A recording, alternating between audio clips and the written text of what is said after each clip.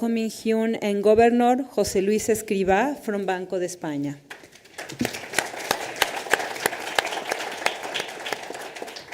Well, welcome back, everyone. It's been a very rich day's worth of discussions, and I think that we will have also an equally good afternoon's discussion. This morning we talked about payments, tokenization, and interconnections. We're going to stay on the technology theme for this session, but take it one level higher. To a level where we can sort of discuss the challenges much more broadly, including AI. Now, I can't think of anyone who is better at discussing this issue than Governor José Luis Escrivá from the Bank of Spain. José Luis and I first met when I started at the BIS, and we overlapped for a very short period. So I was coming in, and he was going out, and he was the chief representative here in the Americas office of the BIS. He went on to become the fiscal watchdog in Spain, and then he served very many roles in the government. Most recently, he was the minister for digital transformation. And I remember this very, very engaging discussion that I had with him on AI and challenges for the official sector, actually, in the age of AI. So it's not only computing power, although I'd love to hear how DeepSeek is going to affect the need for compute in this setting. But it's much broader than that. It's the access to the trained workforce, huge HR challenges in having the right set of skills for official sector institutions, especially central banks, to navigate the challenges. But also issues to do with cloud infrastructure, concentration, but also security, and concentration and competition as well. So on all of these issues, I think, José Luis, you're the perfect speaker. So without further ado, let me give you the floor. And José Luis will prefer to stand up and use the podium. So let's give him a big round of applause.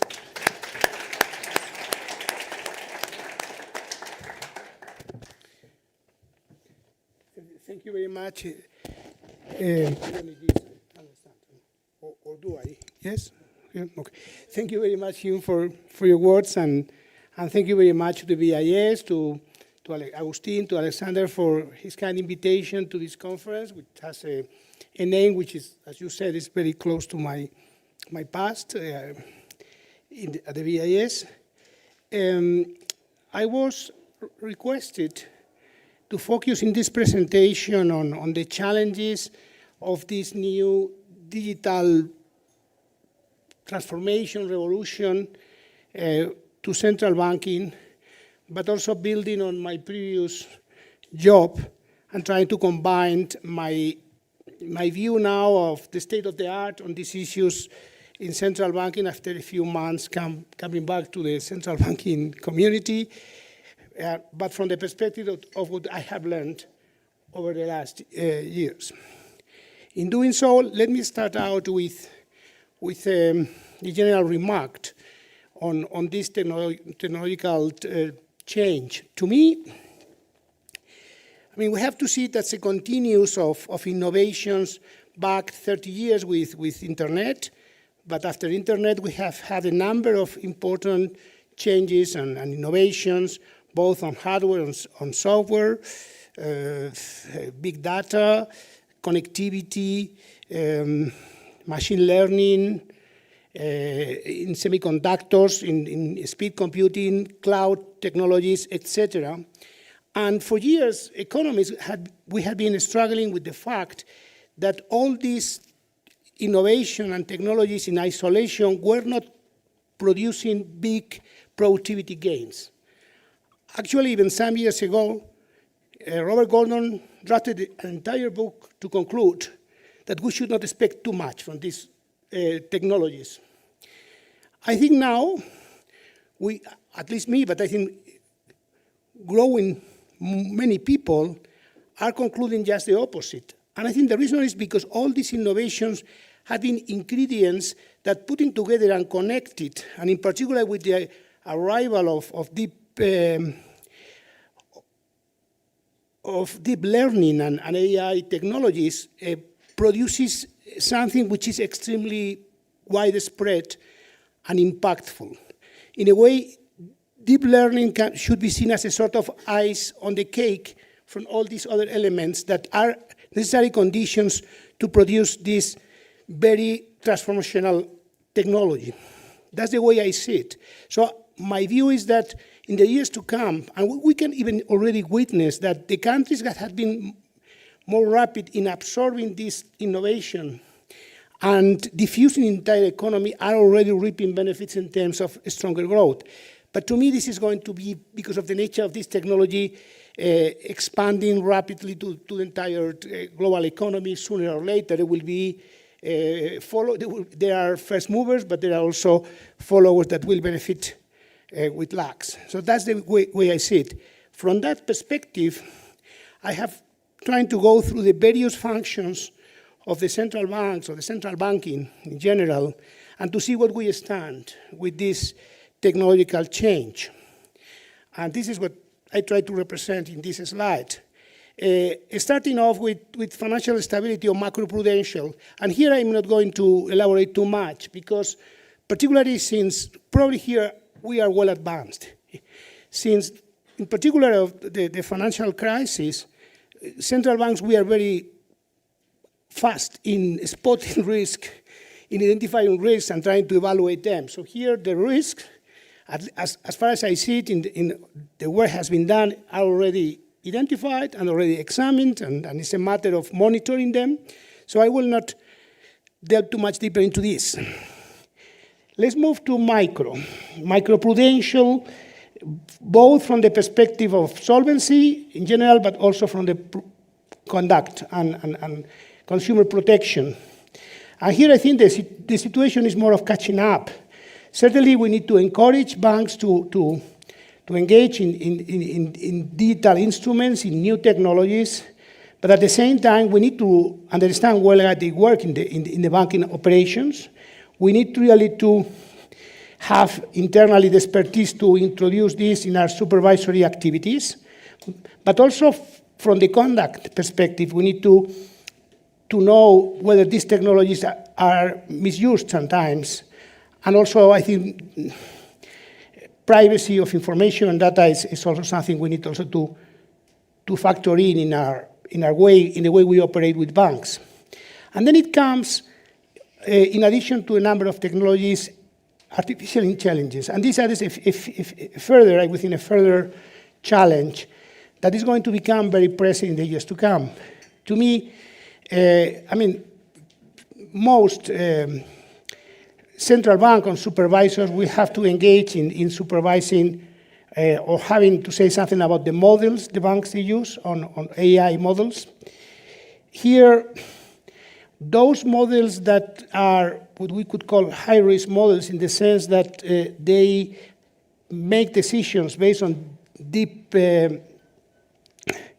of AI, generative AI technologies on ranking individuals, creating scorings, need to be carefully examined, because this is serious stuff from even human rights perspectives.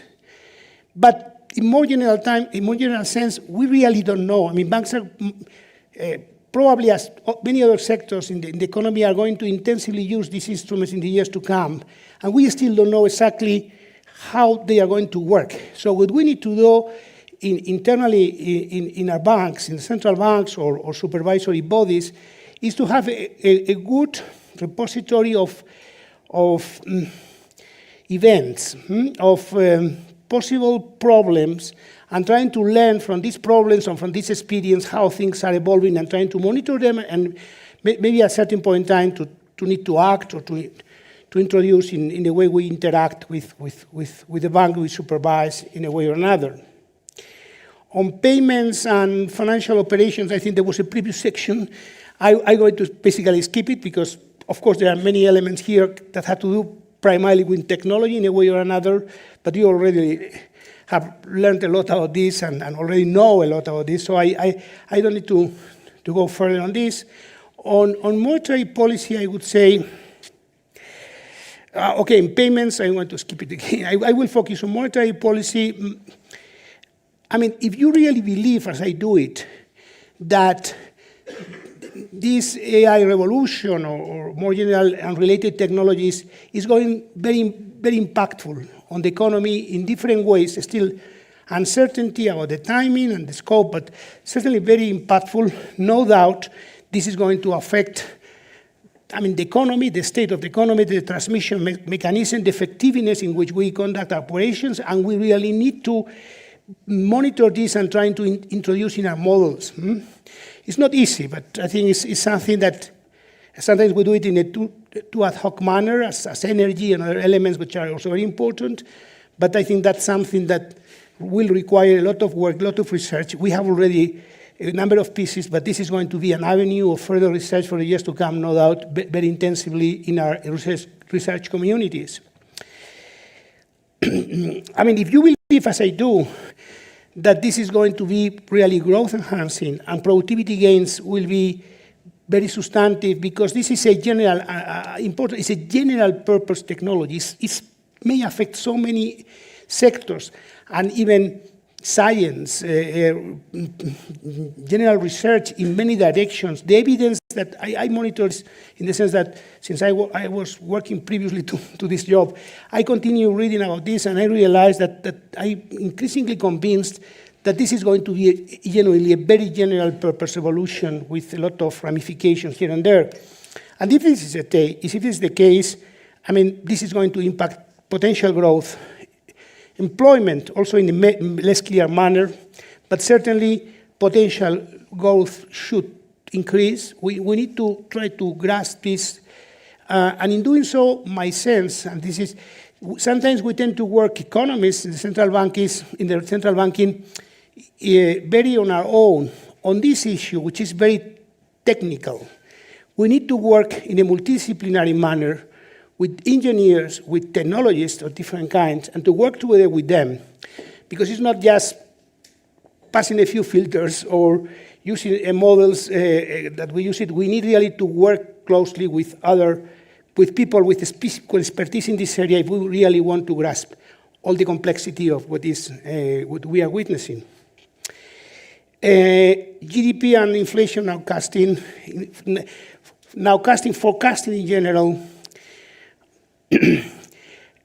My sense is, and this is still, I mean, and Hume has written even about this, and I think I agree with him, the neural models that are underlying deep learning are able to capture connections, non-linearities, in ways that we have been able to do it with the toolbox that we have been using, the statistical modeling. Certainly, we have an explicability challenge here, because it's not easy, or I mean, it's impossible by nature, but certainly there are patterns that we haven't overlooked that can be captured by combining the information that these models can process together with the way the models are solved in terms with neural models. I mean, this is very challenging and sometimes even very exciting, because it's certainly something it's a very different animal from what we had been learning and working for years as economists. And finally, on communication test and sentiment analysis, this is also probably this is a long-hanging fruit.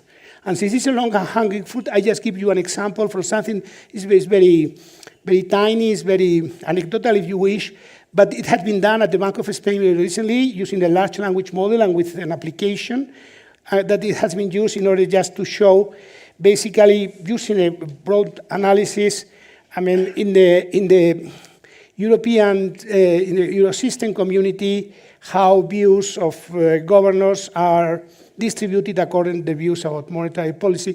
Compared to, this has been done before by others, but when I went through it, I realized that this is probably more sophisticated and more accurate than what has been done before, and certainly uses techniques which is deep learning techniques which are interesting. Just for you to know. So what we are and in which direction we should go in the central bank. And I would say that first, primarily in terms of AI, what we are using, to my knowledge, is use cases. And we are starting to generate governance internally and approaches, but we are not in earnest using intensively AI. That's the reason in this slide, the label I used is the challenge is scaling up. Moving from just these examples, these use cases, to a systematic use of AI techniques internally. And this is a challenge for us and for many firms as well. So we need to be aware of it. At the same time, we are doing innovation center, that's fair enough, but still the next step is just to use it really in the day-to-day work. And that's really something we should not forget. That is very challenging, but I think it might be very productive if we are able to arrive at that point. And in terms of supervision, I think that at a certain point in time, we will be given responsibilities. In Europe, it's already the case for the supervision of the models. Banks are also going slowly with this, in part because of the fragmentation of the regulatory framework. But we need to be in tandem with them over time. And for this, we need to be prepared to be able to integrate in our supervisory frameworks, and that's something that still has not been done. For that, we need staff, skilled staff. As I said before, engineers and software developers. That's not easy because it's very scarce human capital at present. There are shortages in the world, and we are not probably the most attractive firms for them or institutions, but we need them. I mean, and I think, of course, we can outsource a number of things, but it's important that we internally also introduce in our staff people with complementary profiles. Computation capabilities. I think it's true that we are, in a way or another, relying on on cloud facilities and whatever, but we need, for a number of reasons, I mean, it will take time to spell it out, but I think we need to also internally to invest on our capacity for computing and supercomputing and modeling. On data, we need to work with our data sets. We need unstructured data, which is one of the ingredients of that, work in terms of what we call corpuses, which is something not exactly data as such. We need curators of data, which is a new profession that will become also relevant to us. And for that, I think we need to pool resources. This is really very complex and very complex and very demanding in a number of directions.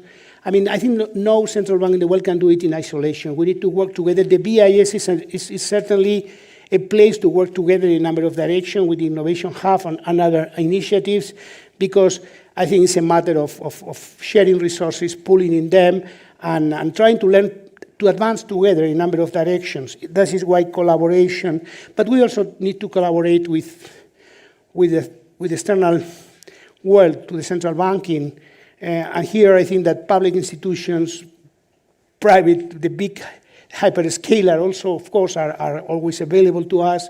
So there is we need a mixture of internal enhancing of capacities with external support, both, let's say, more on the research or academic area, but also in the private sector.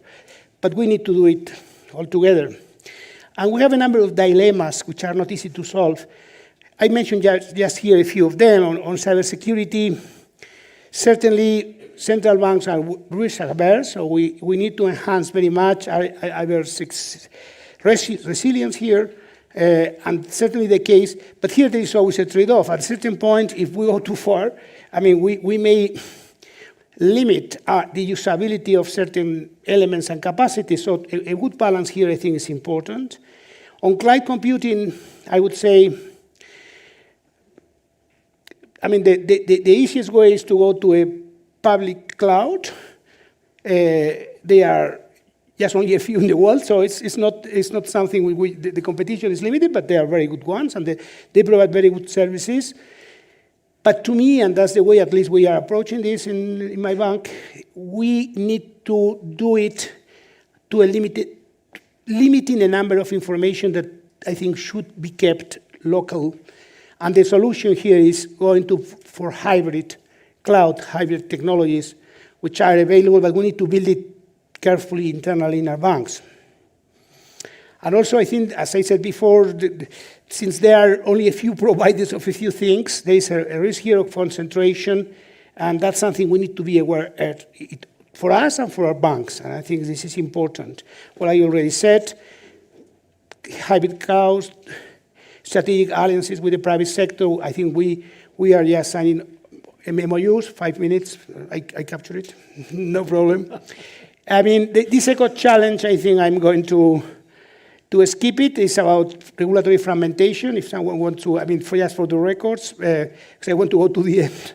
Second, another challenge we think is spreading innovation, and I think this is key. I think that we really, I mean, those who will be able to diffuse these technologies more rapidly, also even in the central banking community, I mean, we'll reap the benefits earlier. And I think this is something we need a sense of awareness about that. And this is what it's about, this slide that I just skip it. But there are challenges. I mentioned just green transition. I mean, there is a sense of awareness here, but at the same time, it's true that it is mentioned that these technologies are very energy intensive in a way or another, also water intensive sometimes, particularly data centers. I would say that I'm here less concerned than the average.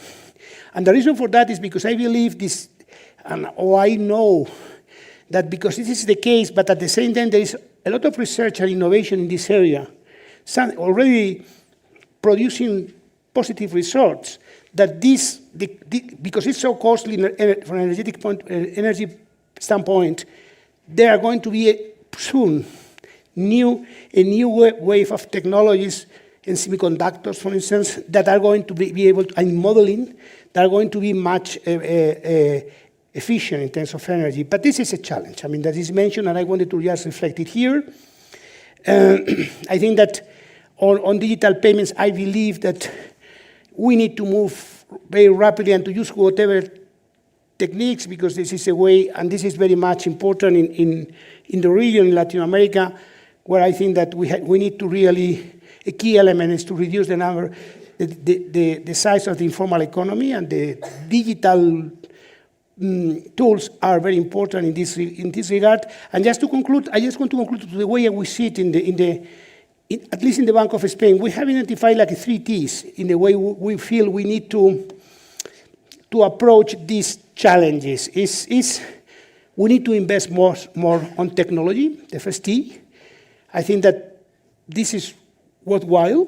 I mean, upfronting investments in supercomputing, in cloud, in hybrid cloud, this kind of thing. Also in software, but software is cheaper. I mean, the hardware is the most expensive thing. We need to invest on human capital, on talent. We need to be very aggressive, with quotation marks, in trying to capture people with profiles that are not non-existent or very rare in central banking, technologists, engineers, that really can help us in a number of directions, and combining these with people we have already in our central banking functions. And we need this 30 to me is very important. We need a transformation from an organizational and cultural point of view in order for us in our central banking to be able to absorb and diffuse these technologies through all the functions that we perform that differ across central banks. So we need the 3 things at the same time. And I think we are able to do it in parallel, and it's not easy because there is a scarcity of these things and the starting point sometimes is not as good as it should be. If we are managed to work on these 3 T's, I think the central banking is going to be more efficient. We are going to perform our functions better, and we're able to interact with the banks, with our clients with quotation banks much better. Thank you very much.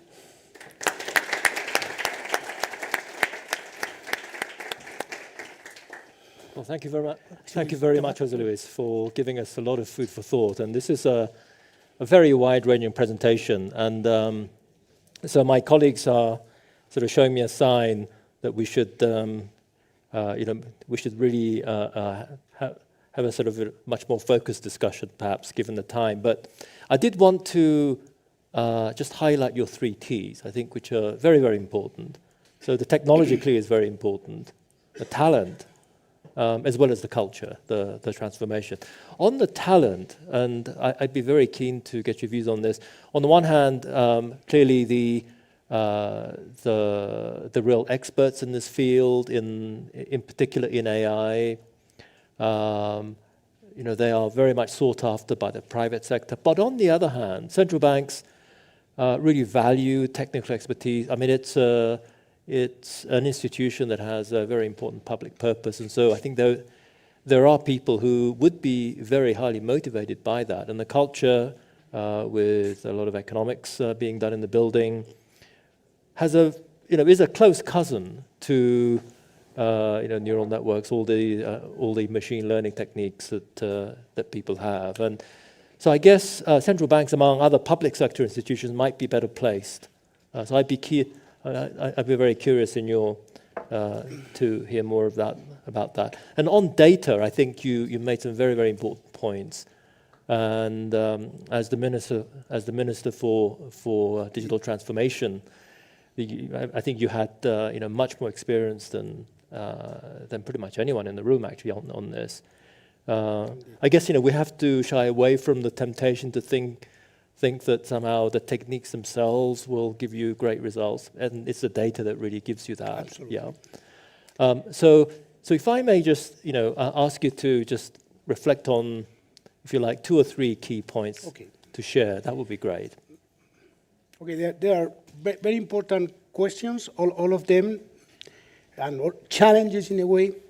I would say on the capture of talent for us, from something which is scarce, it's true.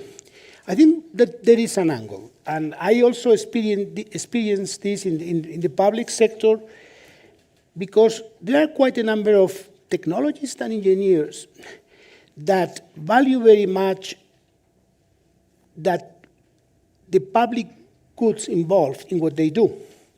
So even there have been people that have moved and renounced to much higher remuneration or because they feel that what they are doing is not sufficiently relevant for the society as a whole.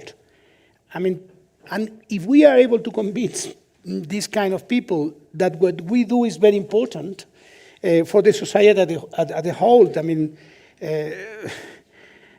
keep financial stability, keeping inflation low, all what we do is certainly implies private goods, very, very high level public goods. I think if we with this narrative, but we need to be active, I think there are good chances that we can attract very good people in this area. This is on talent. My experience is that way.